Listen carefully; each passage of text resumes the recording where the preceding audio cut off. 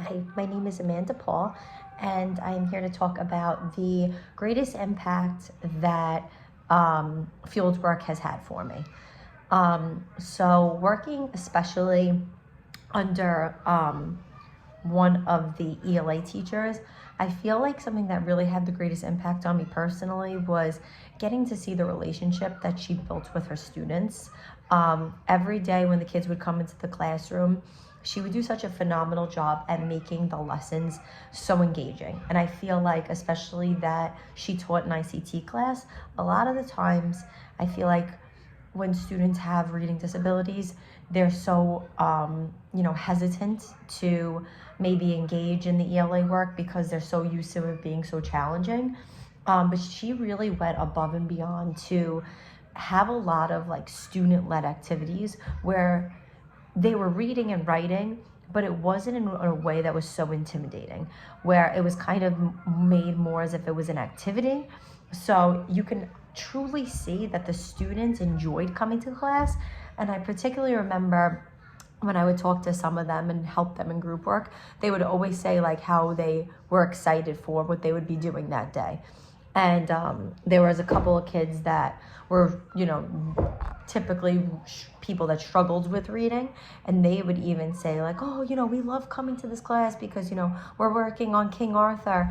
But it wasn't just like reading the text. It was like they would read it, and then we would do like an activity with the kids, and they would do, things on chart paper. And her and her co-teacher would even like dress up.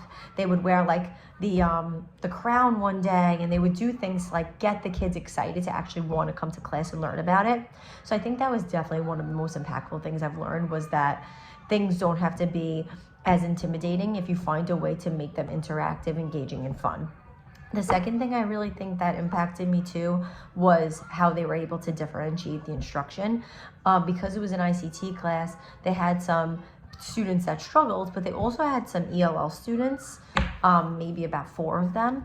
So to be able to see how they were able to navigate, having a small group for the kids with that were learning the English language, then having a small group for the students that struggled with reading, they would typically give them the same type of supports, where maybe the ELL students had like a glossary or some type of additional support.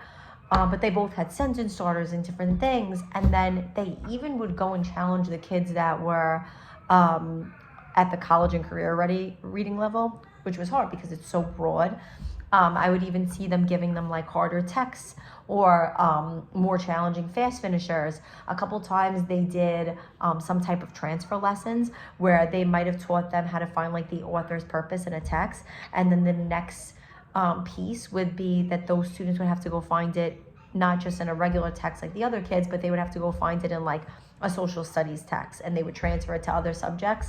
And they would often tell me that they liked to collaborate with the social studies teacher, just so that they weren't pulling like a random text, but they were pulling something based off, for example, like the Revolutionary War, if that's what the kids were reading in social studies and learning. So I also found that really cool, how not only they differentiated, but they found a way to collaborate with the other teachers that those students had to make sure that they were learning something that was like curriculum based in another subject too. So they definitely, excuse me, that co-teaching dynamic just went above and beyond to not only make it engaging, but find a way to have it differentiated for all types of students that hit all different marks. So that was definitely the biggest takeaway that I could get from that experience. Thank you.